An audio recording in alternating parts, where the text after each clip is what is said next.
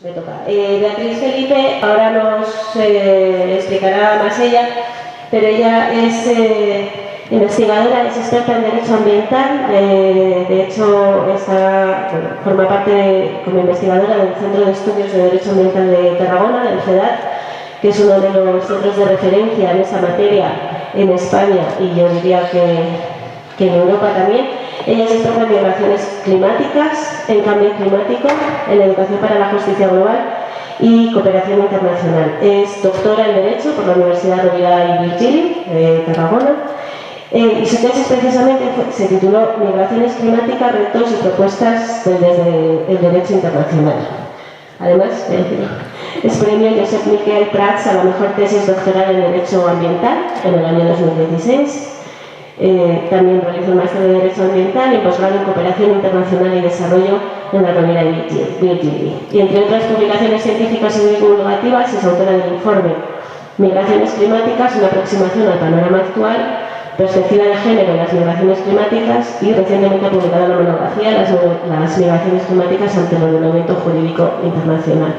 Pues queríamos empezar precisamente con este tema del cambio climático, que en los últimos tiempos es la percha informativa, la percha mediática, pero entendemos que tiene muchísimo que ver con el desplazamiento forzado y forzoso de millones de personas y en ese sentido queríamos ampliar el foco y contar con alguien que nos explicara.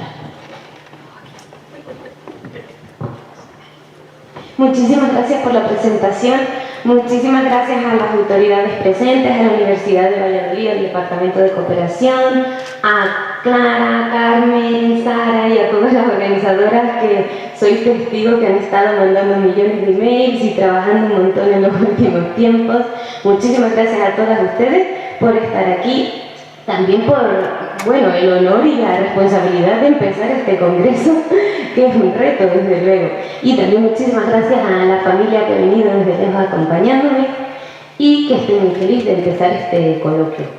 Como sé que van a tratar el tema de las migraciones desde diversas perspectivas, esta vez yo he querido hacer la presentación empezando sobre todo por el tema del cambio climático.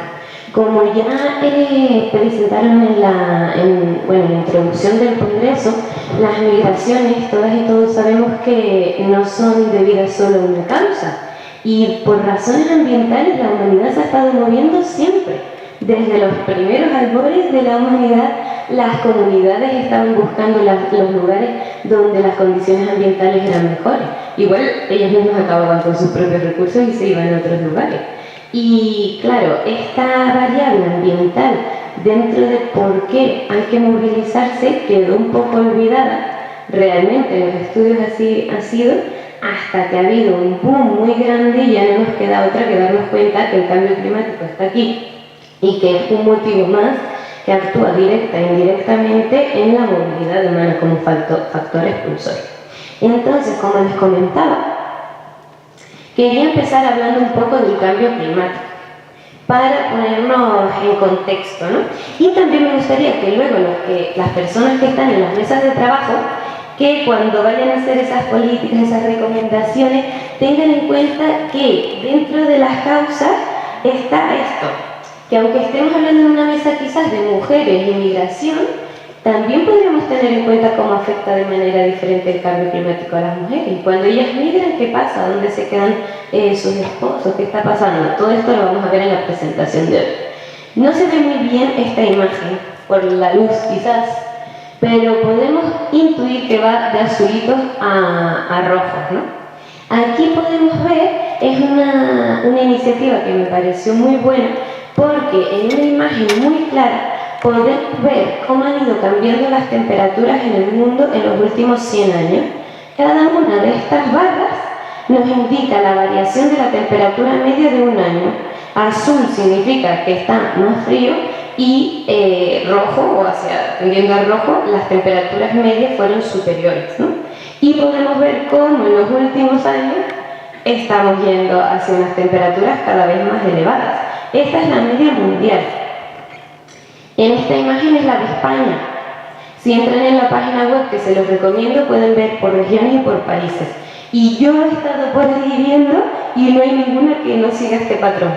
En todos los lugares está siguiendo, con variaciones por supuesto regionales y de cada país, pero en cada una podemos ver cómo la tendencia es que en los últimos años el planeta se está calentando, sobre todo a nivel atmosférico, los océanos, etc.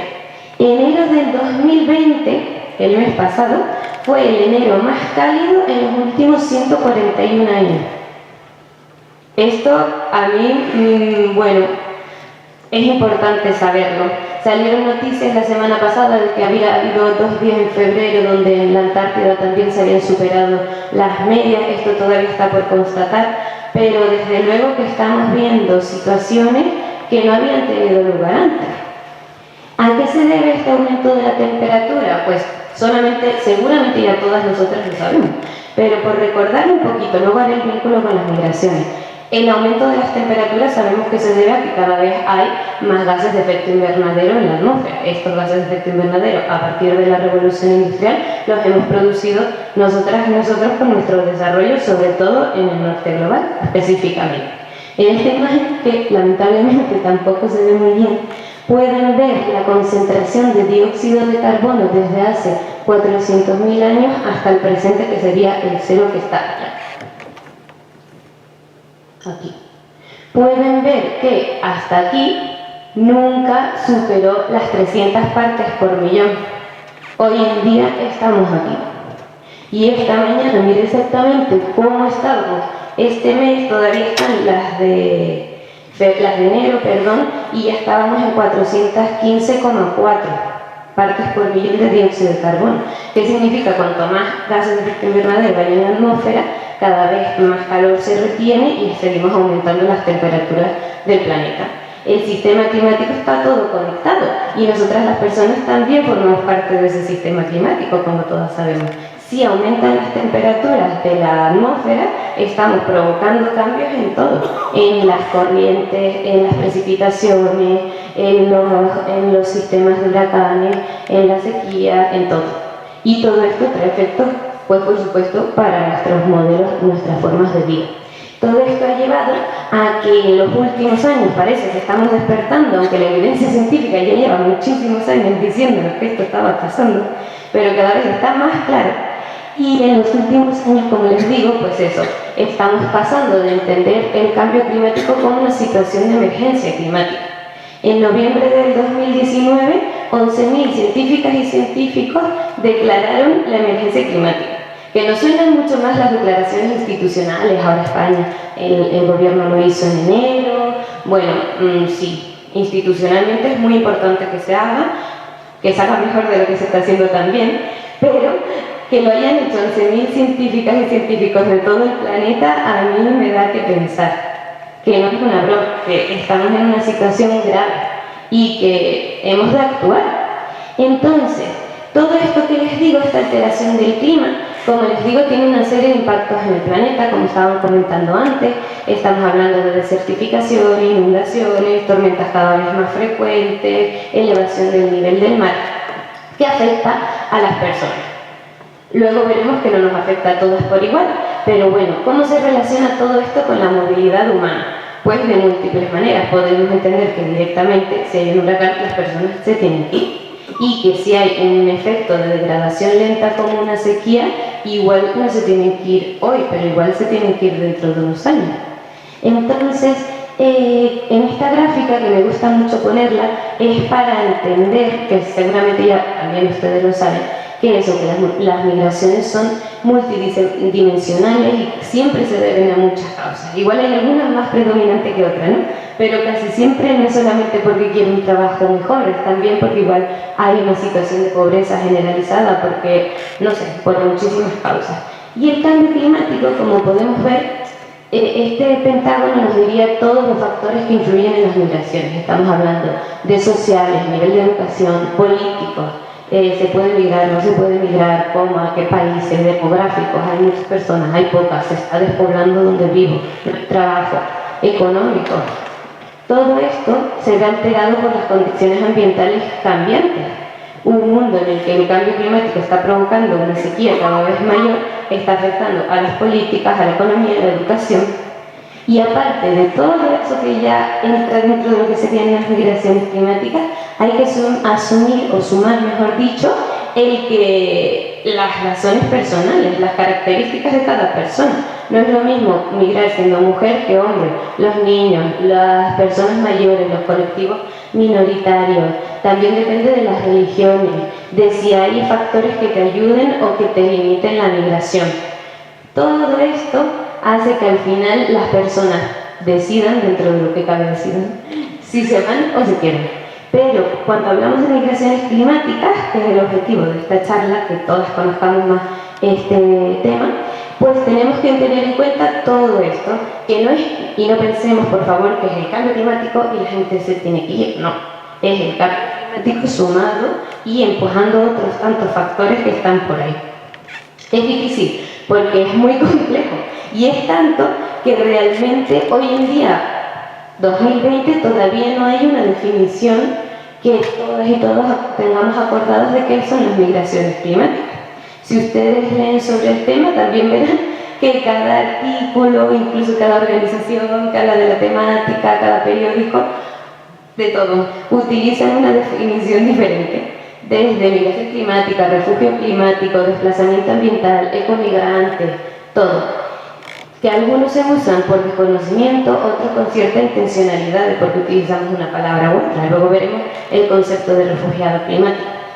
Y pues claro, durante muchos años y hasta ahora les digo que no hay una definición clara como puede ser la de persona refugiada, pero la Organización Internacional de las Migraciones está haciendo un papel importante y ha ido generando diversas definiciones de trabajo.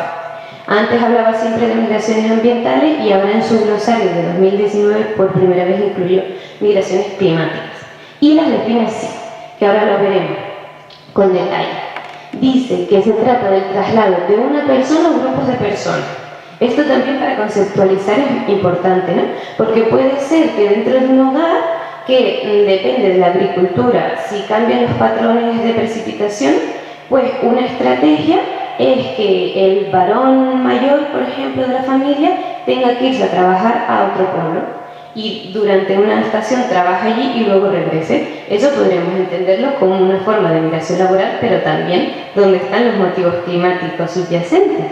O puede que se tenga que ir toda una comunidad, como dice aquí, grupos de personas. En algunas islas del Pacífico, por ejemplo, como luego veremos, hay comunidades enteras que se están teniendo que ir. Igual en Alaska, luego lo veremos, y que por cambios repentinos o progresivos en el entorno.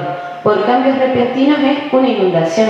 Hoy hay una inundación, nos tenemos que ir. Cambios progresivos es la elevación del nivel del mar. Mañana no va a haber 1 metro de agua, quizás sí, pero no ocurre tan rápido. Son cambios que van poco a poco afectándonos y que están obligadas a abandonar su lugar de residencia u optan por hacerlo. Aquí yo entraría un poquito en duda de optar por hacerlo como desde una perspectiva crítica, hasta qué punto estás optando por irte cuando no tienes más oportunidades a tu alrededor, ¿no? Pero bueno, y ya sea de forma temporal o permanente. Realmente en la mayoría de los casos o de los estudios que hay, la gente quiere volver a su casa. No es una migración tan predeterminada ni normalmente tampoco tan planificada. Normalmente se van y las personas quieren volver a su hogar. Y permanente suele ser cuando ya no hay hogar al que volver o no queda ninguna oportunidad para ello. Y dentro de un estado o en una frontera internacional. La mayoría ocurren dentro de los estados. Igual que todas las formas de migración, o la mayoría de la movilidad humana ocurre dentro de los estados. Cuando el cambio climático está afectando, también. Lo digo porque muchas veces, sobre todo en los medios de comunicación, se trata el tema como si hubiera masas de personas migrantes yéndose del sur al norte global, por ejemplo. Y en realidad la evidencia científica no. La mayoría de las personas se va lo más cerca posible de su hogar que puede. Y esta sería su definición. Como ven, es súper amplia, pero al menos sirve para que estemos hablando relativamente de lo mismo. Tener en cuenta también, para acabar de conceptualizarlas, que son, como les decía, multicausales, que no es solo un cambio climático, sino que siempre hay un montón de causas mezcladas. Yo las definiría como movimientos involuntarios, porque las personas no quieren irse, incluso cuando parece que sí. Realmente, si no hubieran esas condiciones, no querrían irse, preferirían quedarse en su casa. La mayoría son internos, como les comentaba, y también hay una tendencia rural-urbana, que se ha demostrado en muchos estudios en diferentes países, pero que, bueno, pues sí, la tendencia es irse de las zonas agrícolas que por su dependencia con la tierra están más afectadas hacia los centros urbanos. Las migraciones climáticas ocurren en todo el planeta. Esto también me parece importante remarcarlo, porque, bueno, es una pregunta que me hacen bastante a menudo. Si solamente son algo que ocurre muy lejos, se ocurren aquí también. Y bueno, me parece interesante este mapa porque realmente está casi todo subrayado, ¿no? Casi todas las regiones del planeta, bueno, todo el planeta está afectado por el cambio climático de diferentes maneras. Y en las zonas más vulnerables es donde se relaciona ya con diferentes formas de movilidad humana. Vemos, por ejemplo, en el Sahel africano, pues las sequías cada vez más fuertes están haciendo que muchas personas tengan que desplazarse. En el Pacífico pueden ver todo lo que está en rosa, como la elevación del nivel del mar está afectando a muchas personas que lo veremos más adelante, pero claro, se enfrentan a ver toda su isla en unos años tragada o al menos que no puedan vivir en ella por las aguas del nivel del mar. Los polos se están derritiendo, lo vemos allí también marcado, y los grandes deltas como el delta del Ganges, etcétera, se están viendo también cada vez más desbordados. Como vemos, hay unas bastantes zonas del planeta donde ya hay ejemplos de movilidad humana relacionada con el cambio climático. También yo, cuando digo movilidad humana o migración, me estoy refiriendo a lo mismo, que esto es muy conflictivo, es otro de los grandes temas, ¿no? Pero cuando hablo de migración o movilidad humana estoy incluyendo todo tipo de formas de desplazamiento, refugio, todo. Lo digo por si alguien me está mirando como, ay, ¿por qué lo está mezclando todo? Realmente lo digo así porque el cambio climático afecta a todas las formas en las que las personas se trasladan y me parece la forma más amplia de denominarlo. Pero también, si alguien quiere, luego lo podemos debatir más adelante. ¿Afectan por igual las migraciones a todas las personas? La respuesta yo creo que la sabemos más o menos todas y es que no. Como nada realmente nos afecta a todas por igual. Hay muchas variables, por ejemplo, las personas enfermas, las mayores, se ven más afectadas por el cambio climático y si encima tienen que irse, pues imagínense todavía peor. Pero aquí solamente quería hablar de dos para no extenderme tanto y eran el tema de las mujeres y luego veremos las comunidades indígenas. Justo el año pasado hicimos un estudio de las migraciones climáticas desde perspectivas de género y lo hicimos en una primera parte, ver cómo el cambio climático afecta de diferente manera a las mujeres y luego encima cuando tienen que irse. En este tema me parecía, y fue difícil hacer ese estudio porque realmente al leer todo esto, pues no sé, es complicado a veces conocer tan de cerca qué es lo que está pasando. Pero claro, es que si vivimos en un sistema en todo el planeta donde a las mujeres en general, a las niñas, se nos trata de diferentes maneras, discriminaciones más o menos claras en todo, pues si hay un cambio climático que está empeorando todas las situaciones, también vamos a sufrirlo de diferente manera.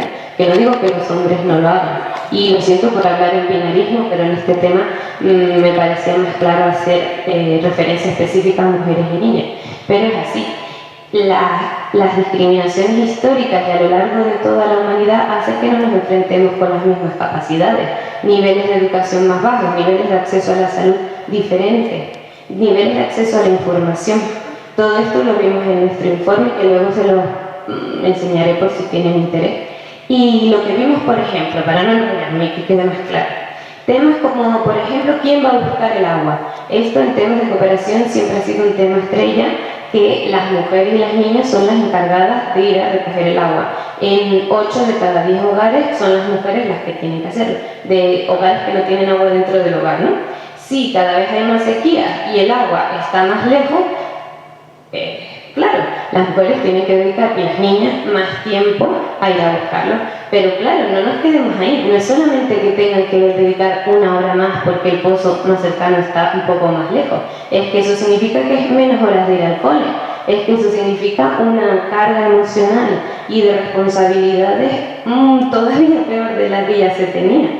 Y, por ejemplo, es que vimos estudios que a veces es difícil, ¿no?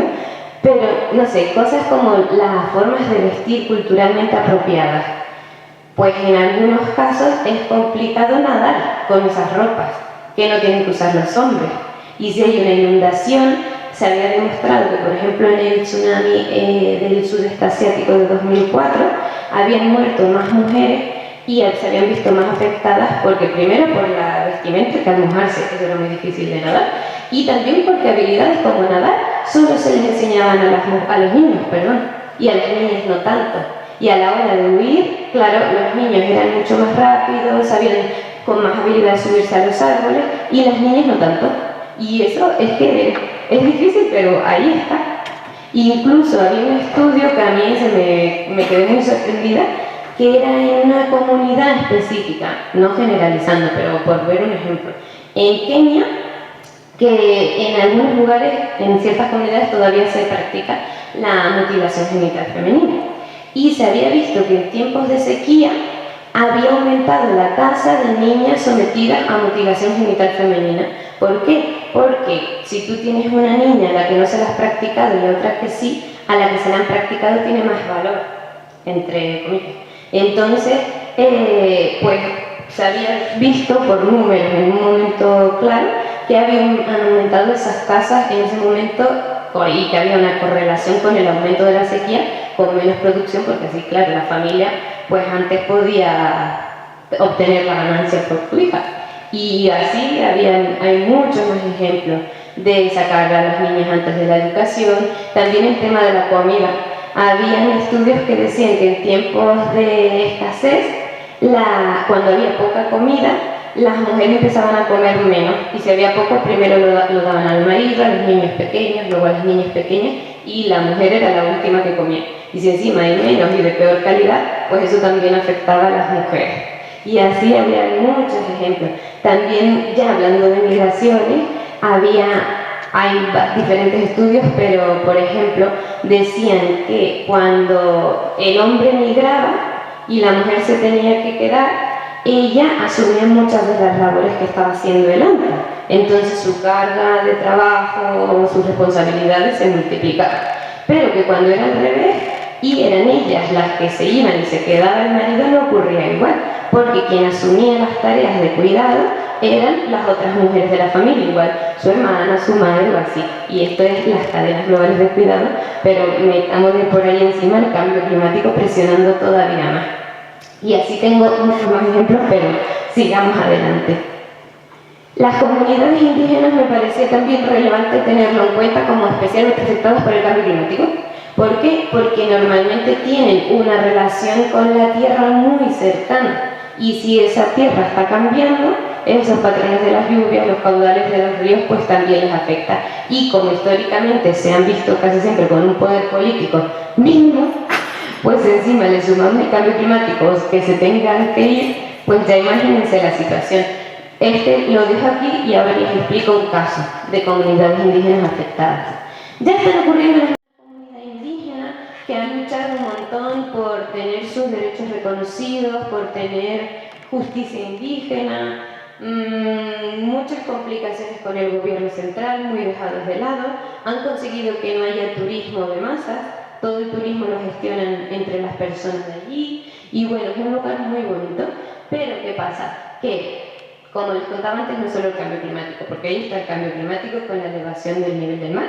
Cada vez les entra más el agua en los hogares, pero se suma una gestión bastante, no sé cómo decirlo. Pero bueno, por ejemplo, para adaptarse, como veían que cada vez tenían el agua dentro, pues estaban sacando el coral de las otras islas, con un impacto ambiental súper grave. Y claro, también alterando todo el ecosistema. Aparte, también cada vez son más personas, la gestión de los residuos regular. Entonces, en 2008 hubo una gran inundación y todas las islas la mayoría quedaron bastante inundadas, no para ahogarse, pero sí con agua. Y esto les asustó un montón. Y eso se repitió años más tarde. Y en 2016 decidieron en una de las islas, Gardisutu, hicieron la asamblea comunitaria, muchas asambleas, y finalmente decidieron que se querían reubicar. y que se querían ir a su territorio en el continente. Desde 2016 hasta 2019 no había pasado casi nada, empezaron ellos solo a talar árboles, a mover sus casas como les parecía y casi sin ningún apoyo. El Banco Interamericano de Desarrollo dijo que les iba a dar un poco de dinero, empezaron a hacer algunas construcciones, también no las más adecuadas para ese lugar, no siguiendo las estructuras comunitarias, bueno, un desastre bastante grande. Y pues ahora están muy descontentos, todavía no ha tenido lugar nada, empezaron, y si hay una asociación que se llama Displacement Solutions, que tiene todo en la página web de cómo está pasando esto, y pueden ver fotos de lo que hay construido y del desastre que están haciendo ahí, en un paraíso realmente. Y esta foto la tomé yo desde un barquito y siempre me gusta ponerla porque para mí era sorprendente, siendo yo también de una isla, ver la altura que tenían estas islas, que realmente no es nada. Realmente esto no es más alto que esta tarima, que con un poquito de la elevación del nivel del mar les entra el agua, y sumado, que no lo he dicho, al problema de tener agua dulce, que el agua dulce la mayoría queda en los acuíferos y al entrar el agua del mar se perdió el agua para poder tomar. Ven que se suman un montón de causas. Otro ejemplo que lo puse, que esto justo es una noticia de ayer, lo puse esta mañana porque me parecía importante explicarlo, era el caso de Fiji. En Fiji ya hay 42 comunidades que han sido reubicadas para alejarse de la elevación del nivel del mar. Y ellos van muy avanzados a ser un país con tan poco, no sé, realmente no ser un país con mucho dinero, están haciendo un montón de cosas en temas de cambio climático y claro, porque ven la amenaza ahí en su día a día. Y ya tienen unas guías de reubicación planificada, unas guías de desplazamiento y presionan un montón. En las cumbres del clima, Fiji siempre está presionando muchísimo y son de los que tienen los mejores pabellones y todo. Y justo ayer salió esta noticia de que Nueva Zelanda, bueno, Fiji fue el primer país en crear un fondo para que los países les den dinero para ellos poder adaptarse y en caso de que se tengan que ir, pues que eso sea financiado por un fondo común, como se dijera, basado en las responsabilidades históricas. Es un país que casi no ha contaminado y que se están teniendo que ir ellos. Entonces, justo ayer salió que Nueva Zelanda iba a dar $2 millones a Fiji para poder hacer todo esto. Esto sería un principio de justicia climática básica. Nueva Zelanda es un país muy enriquecido, muy cerca de Fiji, que ha contaminado mucho a lo largo de la historia y de esta manera estaría ciertamente compensando. Que también veamos que estas noticias de ayer, hay mucho bombo, veamos, dentro de un mes hablamos a ver si esto está pasando realmente o no. Y el caso de Centroamérica me parecía también interesante hablarlo, porque como saben, bueno, las caravanas de migrantes en 2018, ahora hubo otra, todos los problemas, pobrecillos, las personas que están yendo desde el corredor seco, intentando llegar a Estados Unidos, bloqueados en México y todo esto. 10 minutos. 10. Ay, madre. Bueno, el caso este lo acabo y luego pasamos a la protección jurídica rápido porque en 10 minutos no me va a dar tiempo. Entonces, este caso lo quería poner porque no se visualiza tanto, pero Centroamérica, sobre todo Honduras, Guatemala, ha sufrido unos años de sequía tremendos en los últimos decenios. Y estas personas, sí, obvio, están huyendo de la violencia, de las desigualdades, de la pobreza, pero es que esa pobreza y esa falta de alimentos también está relacionada con esa sequía, y esa sequía está relacionada con el cambio climático. Así que tengamos en cuenta que dentro de los factores para irse, ahí está. Una de las preguntas también clave que siempre hacen es la de las cifras. ¿Cuántas personas son? Sobre todo a nivel político se pregunta mucho. A veces se dan cifras de millones y millones y millones de personas que se van. Yo personalmente creo que muchas de estas cifras no tienen mucho rigor científico, que se repiten sin mucha seriedad y que a veces sirven de excusas para los discursos xenófobos y de cerrar fronteras, sobre todo a nivel de la Unión Europea y de Estados Unidos. Sirven para decir, uy, va a venir tanta gente, aquí no entran, entonces vamos a estudiar las migraciones climáticas desde el enfoque de seguridad nuestra. y vamos a hacer que aquí no venga nadie. Y a mí eso me parece inadmisible y sin ningún sentido realmente. Entonces, a mí me gustan las cifras del Centro del Monitoreo para el Desplazamiento Interno porque son cifras que se van tomando periódicamente en base a las estadísticas nacionales de cada país. Y desde 2018 vienen dando datos. Una cosa interesantísima es que desde que vienen dando esos datos, desde 2018 hasta ahora, todos los años se desplazan. Ellos hablan solo de personas que se mueven dentro de sus países y por desastre, no cambio climático, que no es exactamente lo mismo. Y desde 2008 hasta ahora se han movilizado más personas por desastres que por conflictos en cada año. Siempre ha pasado igual, pero la parte de los desastres no está tan visibilizada y eso hay que tenerlo en cuenta. Si ven, aquí tengo las cifras porque siempre me olvido de las cantidades, pero por lo menos para saberlas.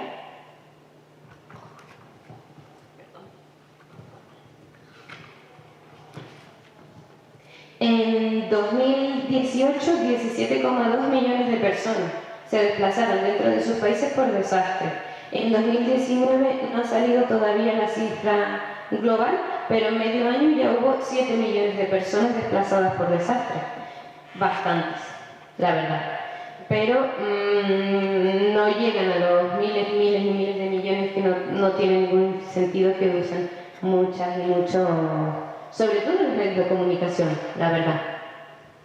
La situación en España también me la preguntan mucho.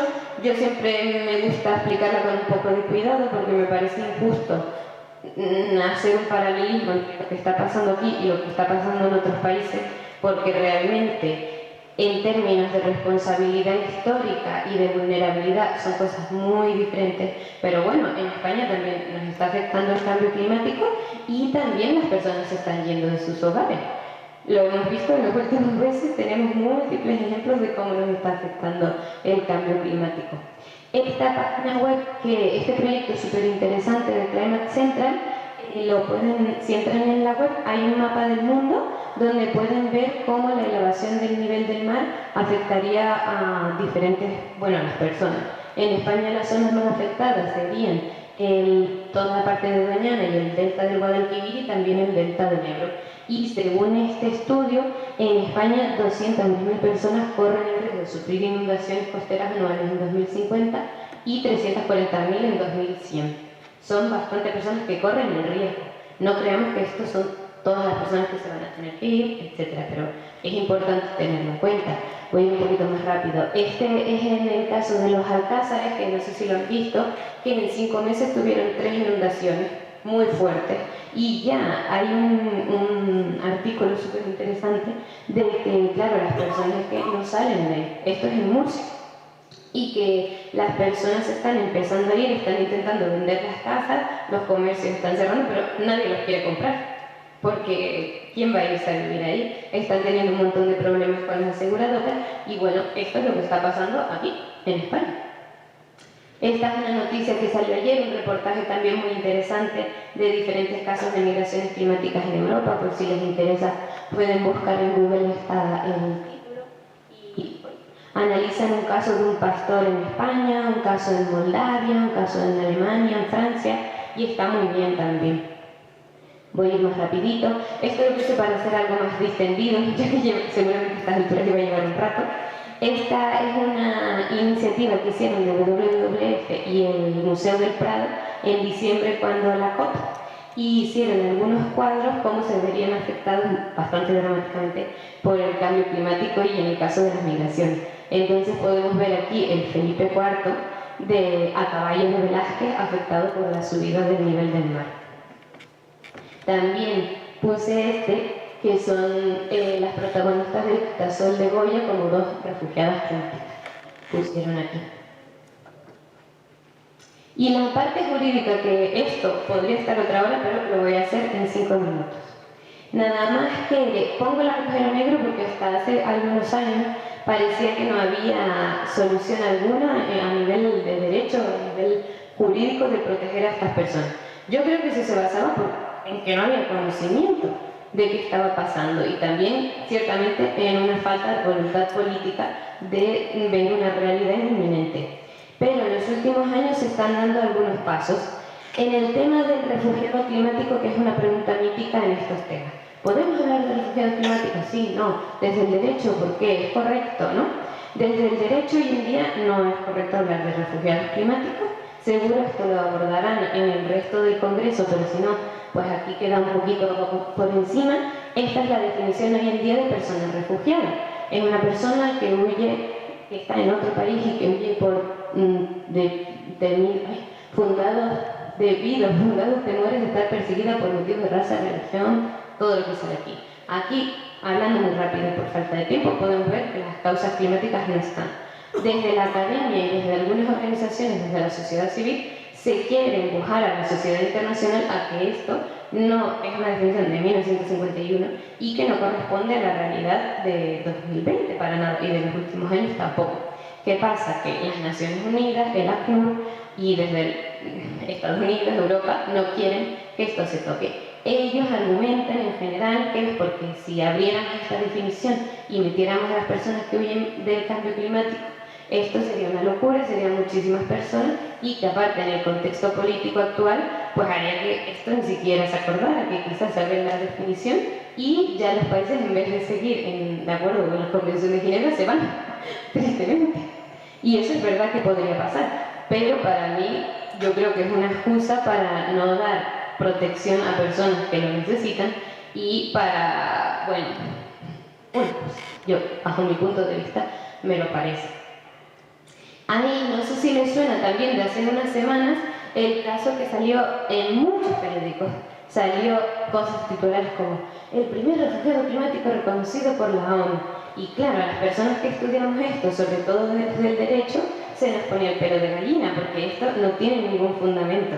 Pero para nada. No sé de dónde, o sea, creo que no se leía en el dictamen de la ONU o qué, pero sacaron unos titulares en 2 días que para mí yo pensaba, madre mía, como a alguien le interese esto y se lea eso, creerá que realmente se está dando el estatuto de refugiado a las personas que huyen por motivos ambientales. Y para nada dice eso el dictamen.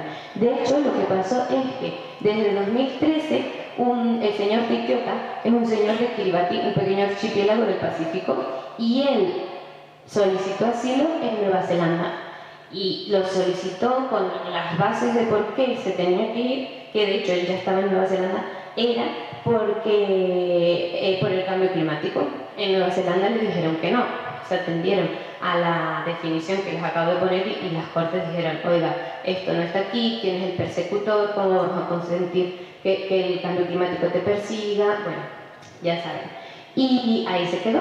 Pero entonces él fue un paso más allá y se fue a las Naciones Unidas y dijo, oigan, en Nueva Zelanda me han dado el estatuto de refugiado y mi vida corre peligro. Y esto es lo que salió la semana pasada. Es un dictamen del Comité de Derechos de las Naciones Unidas. Aquí el comité dijo, oigan, no, su vida no corre peligro y no le voy a dar el estatuto de refugiados por eso.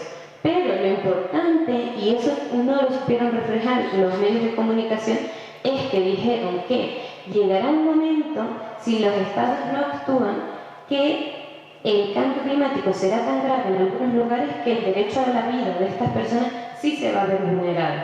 Y sí puede ser el cambio climático que la gente que vulnera.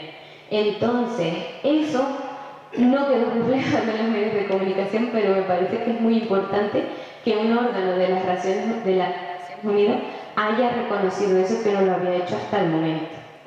Y esa es como la idea clave de este tema. Esto vamos a pasarlo rápido porque hay poco tiempo.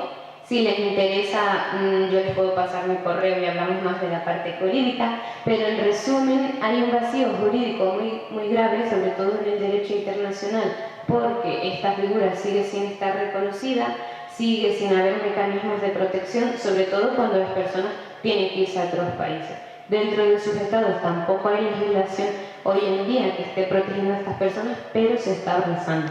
Y para acabar, me gustaría nada más hablar de esto, que realmente en la academia hubo un tiempo que todo se quedaba en el vacío jurídico que les enseñé antes del agujero negro, y poco a poco se está avanzando en diferentes propuestas. Ha habido la iniciativa Nansen, que ha dado lugar a la plataforma para el desplazamiento ante desastres, que están trabajando un montón. A partir del Convenio de París se creó la Task Force on Displacement, que también está trabajando muchísimo, que están haciendo informes, y bueno, a nivel internacional pues se está empezando perdón, a mover el tema bastante. Y creo que es algo significativo, pero que la urgencia del problema no podría quedarse así, y que a nivel nacional se pueden hacer muchísimas cosas que se han de hacer, todas y todas. Y esto ya sí, para acabar del todo, el tema de las responsabilidades comunes pero diferenciadas. La mayoría de las migraciones climáticas hoy en día están ocurriendo en países del sur global, es verdad, y la situación en la que estas personas están yendo de sus hogares es súper grave. Están en riesgo, están sufriendo muchísimo. ¿Y de quién es la culpa? Como se dijeron, ¿qué responsabilidades hay aquí? ¿Es culpa de los países empobrecidos que han contaminado poco? ¿O aquí hay una relación de responsabilidad súper fuerte del norte global? Este mapa es un poquito viejo, ¿eh? Hoy no sería exactamente así porque las emisiones han cambiado, pero nos demuestra el área de cada país son las emisiones históricas acumuladas de dióxido de carbono. Y podemos ver cómo hay un norte global que está muchísimo más hinchado que los países del sur. Esto, el principio del derecho ambiental que a mí más me gusta es este de arriba que les pongo. Tenemos responsabilidades comunes, todos y todas tenemos que hacer algo ante el cambio climático, la crisis climática, pero algunos debemos hacer más, porque para que hoy estemos aquí así, hemos expoliado muchísimo y seguimos haciéndolo. Y este es para ver el contrario, también es un poco viejito pero es interesante. En rojo están los puntos que son más vulnerables al cambio climático y pueden ver que casi es el lado opuesto del mapa anterior. Por eso son responsabilidades comunes pero diferenciadas. Esto ya, sí que es lo último, perdón.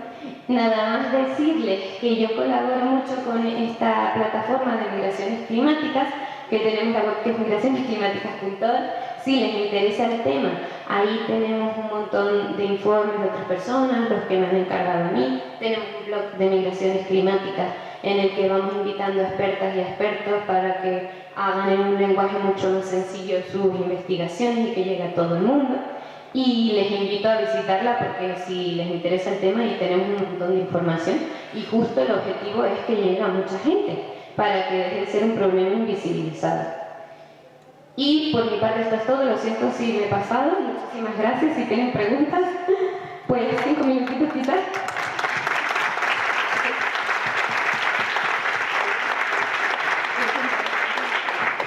Bueno, muchísimas gracias a Beatriz, muchísimas gracias a todos los que estáis escuchando. Vamos un poco mal con el tiempo, pero yo creo que sí que merece la pena dedicarnos 5 o 10 minutos para 2 o 3 preguntas que pueda haber. Os rogaría que el descanso del café lo abreviemos un poquito y a los siguientes ponentes que tenían previsto empezar a las 12:30, en vez de las 12:30 empezar a las 12:40, les robamos esos 10 minutos, tratamos de recortar la pausa y le damos ahora pues un poco de tiempo para preguntas, comentarios que queréis hacer a Beatriz. Igual si nos podéis dar las luces de aquí, a lo mejor ya para verla un poco mejor. Solo tenemos un micrófono inalámbrico, así que os lo voy a pasar por aquí. ¿Hacemos las 3 preguntas a la vez?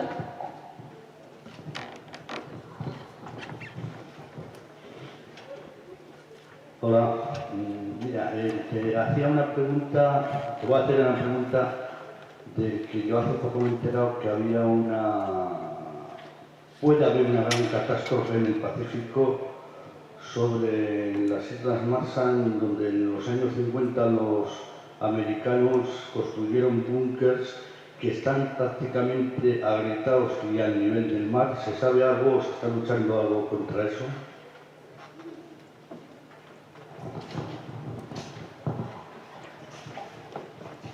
Sí, hola. A raíz de los incendios que ha habido en Australia, se estaba hablando ya de los primeros refugiados climáticos. Siendo el primer mundo, ¿van por ahí los tiros o...? Aprovechamos que está el micro aquí abajo. Vale.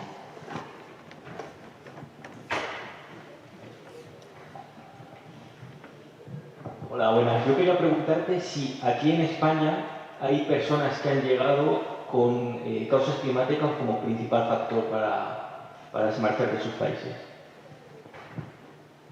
Pues le damos la palabra a Beatriz.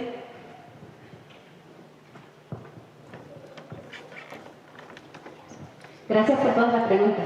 Intentaré responderlas. A ver, el tema de las Islas Marshall y los búnkers. No sé exactamente el tema de los búnkers cómo está, pero sí sé que justamente hay unos colegas que están trabajando en la Universidad de las Naciones Unidas que han hecho unos estudios de cómo está afectando el cambio climático a las migraciones de las personas de las Islas Marshall y cómo se están yendo más o menos a los Estados Unidos por eso. No sé exactamente lo de los búnkers y eso, la verdad no lo sé, pero si quieres te puedo mandar el informe que han hecho si te interesa y ahí quizás hay alguna referencia. Pero sí que es un tema que se está trabajando cada vez más y que justo acaban de sacar unos artículos. Ah, y en el blog hay una contribución explicando el proyecto que han hecho justo de las Islas Marshall. El tema de los incendios de Australia y los primeros refugiados climáticos. Gracias por la pregunta, porque realmente, claro, yo como llevo tantos años trabajando con este tema, al año yo te diría que salen mínimo 5 noticias diciendo que son los primeros refugiados climáticos. Todos. O sea que los medios de comunicación no se ponen no leen nada de los otros y claro, los de Australia son los primeros refugiados climáticos. Este señor de Kiribati, el primer refugiado. Los de Shismaré, el primer refugiado. Claro que hay casos y que este momento en Australia ha sido gravísimo y son realmente desplazados internos y se han tenido que ir por causas ambientales y estos incendios han sido tan graves pues por el cambio climático y el aumento de temperaturas tan graves que hay. Esto sí, desde luego, y hay un centro de investigación en Australia muy bueno que han hecho unos informes ahora sobre eso, de cómo puede ser esto lo que se nos viene encima. Yo aquí también lo veo en España con las inundaciones que ha habido últimamente, con el dilema de si volver a construir en la costa o no, sabiendo qué es lo que va a pasar. No es solo cambio climático, son políticas de ordenación del territorio. Vale, nos tenemos que ir, pero si sabemos que esto es lo que va a pasar, hagamos las cosas diferentes, ¿no? Y la pregunta lo de las personas que han llegado, ¿quién me había preguntado de esto? Que se me olvidó. Personas que hayan llegado a España por motivos climáticos, yo te diría que sí. Como no hay tiempo, no lo podemos poner, pero traería un pequeño vídeo que si me das tu correo te lo puedo pasar, de que se hizo, ahora yo vivo en Andalucía, y en marzo hicimos con Canal Sur un pequeño reportaje y hacían unas entrevistas a manteros que estaban trabajando en la calle en Sevilla. Y muchas de estas personas acababan viendo que dentro de los motivos por los que se habían venido era porque la agricultura ya no les daba como antes. Y claro, de primeras nadie dice soy un migrante climático o el cambio climático está ahí, pero en cuanto les preguntabas un poquito más, sí. Y luego hay otro señor que conozco, que es Serin, no me acuerdo el apellido ahora, que él es de origen senegalés y su caso está escrito, él tiene sus artículos por ahí también en internet, que él vivía en Senegal y él era pescador. Y entonces, claro, recuerden lo que ha pasado en Senegal con las industrias pesqueras y el expolio que ha habido tan grave. Y claro, él ya no podía dedicarse a la pesca, entonces se fue a la agricultura. Y intentando vivir de la agricultura, ya la agricultura tampoco le daba. En su familia tenían un montón de problemas económicos y bueno. Entonces él cogió una patera y se fue a Canarias. Y estuvo en Canarias en un CIE, mucho tiempo, viviendo en condiciones que él no le gusta explicarlas porque no eran buenas. Y de ahí lo mandaron a Madrid y ahora él está viviendo justamente en Madrid. Y claro, yo he compartido mesa con él en algunos momentos y lo cuenta, creo que ya lo cuenta más como que han pasado los años y todo. Pero él dice, claro, es que yo era pescador y mi segunda opción tampoco daba. Al final, ¿por qué no está dando eso? Pues sí, son unas políticas agrícolas nefastas, pero las sequías tan grandes que están teniendo lugar en Senegal, ahí están. Y ya, o por lo tanto yo te diría que sí, que hoy en día ya hay personas migrantes que igual ni siquiera ellas se autodefinen como migrantes climáticas, pero que dentro de esas causas, ese mix, ahí está. Había una palabra que antes se me ha despistado. Ahí. Yo que había una pregunta pedida.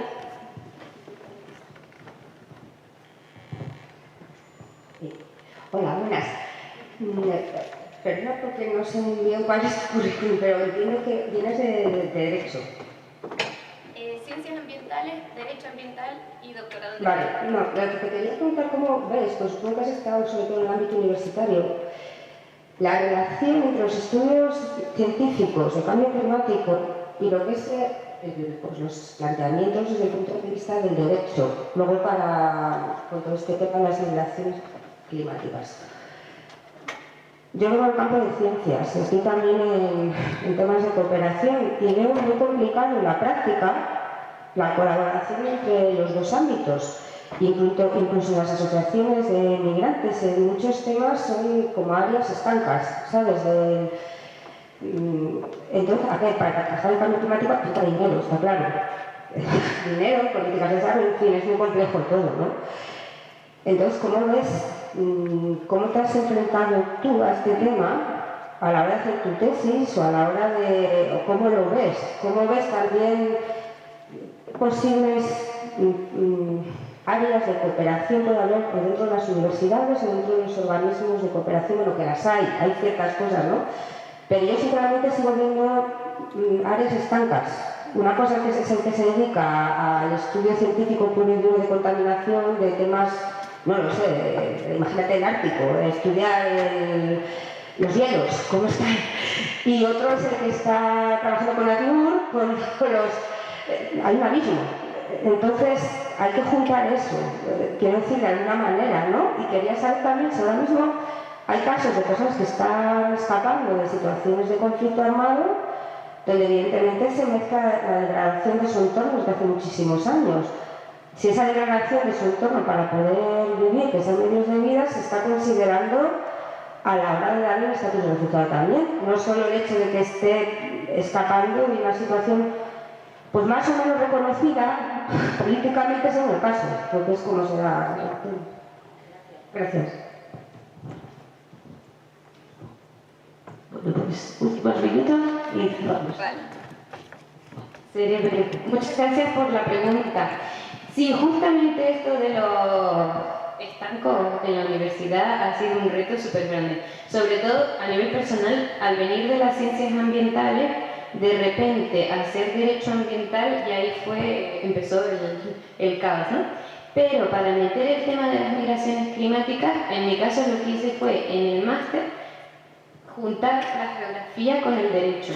Y entonces el trabajo de fin de máster lo pude hacer con un profesor de geografía y una profesora de derecho que no se entendían muy bien, pero que poco a poco fue avanzando, ¿no? Y luego en el doctorado ya fue totalmente de derecho, porque como ya había hecho mucha parte de geografía, de movilidad humana y de todo eso.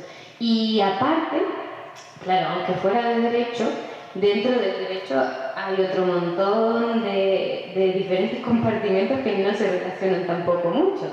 Desde el derecho internacional del cambio climático no se empezó a relacionar con las migraciones hasta en 2010 apareció la palabra migración en un acuerdo en los acuerdos de Cancún.